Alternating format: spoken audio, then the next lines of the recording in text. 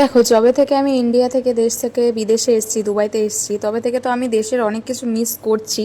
তবে একটা সব থেকে বড় জিনিস যেটা মিস করছি সেটা হচ্ছে অনুষ্ঠান বাড়ি, নিমন্ত্রণও পাচ্ছি না। বিশেষ করে এই বিয়ের সিজনে সবার বিয়ে হচ্ছে, ফেসবুকে সব স্টোরি দেখতে পাচ্ছি, ভিডিও দেখতে পাচ্ছি, কিন্তু আমি যেহেতু বাড়ি থেকে দূরে, সেহেতু আমি কোনো বিয়ে নিমন্ত্রণে অ্যাটেন্ড করতে পারছি না। সো লাস্ট টাইম আমি দেশ থেকে আসার আগে একটা মুসলিম বিয়ে অ্যাটেন্ড করেছিলাম। আমি যেহেতু হিন্দু, সেহেতু আমি কখনোই মুসলিম বিয়ের ইনভিটেশন পাইনি, বাট ফার্স্ট টাইম আমি পেয়েছিলাম। সো আমি আর আমার বোনও তো ভীষণ এক্সাইটেড ছিলাম। সো সেই কারণে আমি সেই সময় ব্লগ ভিডিও না বানালেও আমি কিন্তু সেই বিয়ের অনেক ভিডিও ক্লিপস নিয়েছিলাম, আর সেটাই আজকে আমি ফোনে দেখছিলাম, ঘাটাঘাটি করতে করতে ভাবলাম তোমাদের সাথে শেয়ার করি। আমি আর আমার বোনও কিন্তু একদম সকাল সকাল চলে গেছিলাম, যাতে কিনা আমরা সব রিচুয়ালসগুলো দেখতে পারি।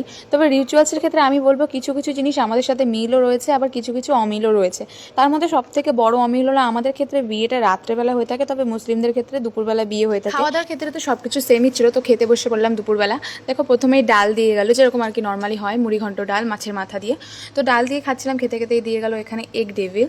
সো এগ ডেভিলটা খুব ভালো ছিল, এখনও আমার মনে আছে যে এগ ডেভিলটা টেস্টি ছিল। তারপরে দিয়ে গেল দেখো ইঁচড় চিংড়ি। ইঁচড় চিংড়ি তো আমার খুবই ফেভারিট, খুবই খুবই খুবই ফেভারিট। আর আমার মনে আছে যে বিয়েবাড়ির রান্নাগুলো মানে যেরকম হয়ে থাকে আর কি নর্মালি, সেরকমই ছিল, খুব ভালো ছিল। তারপরে প্লেট খালি হয়ে গেল, দিয়ে গেল এখানে আমাকে কাতলা মাছের কালিয়া, যেটা খুবই টেস্টি ছিল। এরপর স্যালাডে চলে আসলো পেঁয়াজ আর শশা, তারপরে চলে আসলো টেস্টি টেস্টি চিকেন কষা। চিকেন কষা দিয়ে খেতে খেতে যেরকম আর কি নর্মালি হয়, তারপরে আসলো তোমার হচ্ছে এখানে চাটনি, পাঁপড়, রসগোল্লা। সো আমি এখন অনেক মিস করছি এই বিয়েবাড়িগুলো। তোমরা যারা বিয়েবাড়ি নিমন্ত্রণ পাচ্ছ অবশ্যই ফাটিয়ে এনজয় করো। চলো আজকের মতো টাটা।